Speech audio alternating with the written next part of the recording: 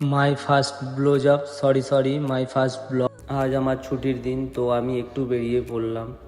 মিয়া খলিফার মধ্যে এত গরম নেই যা তামিলনাড়ুর মধ্যে আছে। ওটা 1 টাকা নেই, তাই এটিএম দিয়ে কিছু টাকা তুললাম। এটিএমে দিয়ে বেরিয়ে জাস্ট দেখলাম যে আকাশটা কত সুন্দর লাগছে।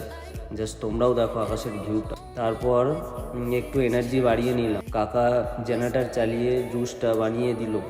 জুসটা গোদ করে খেয়ে নিলাম। বিএমডাব্লিউ চলে এলো আমাদের।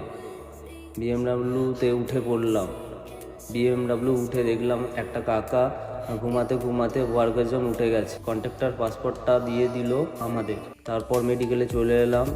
এসে অনেক সিরাপ দেখলাম, তো তার মধ্যেই একটা বেছে নিলাম, কারণ আমি ডিপ্রেশনের রুগী। উইকলি সানডে করে এটা আমার খেতেই হবে। মেডিকেলের বাইরে বেরিয়ে দেখলাম আমাদের ইন্ডিয়ান ফ্ল্যাগ, দেখে মনটা ভরে গেল। তারপর বাসে উঠে পড়লাম। দেন ফাইনালি রুমে চলে এলাম, আমাদের জেল কারখানায়।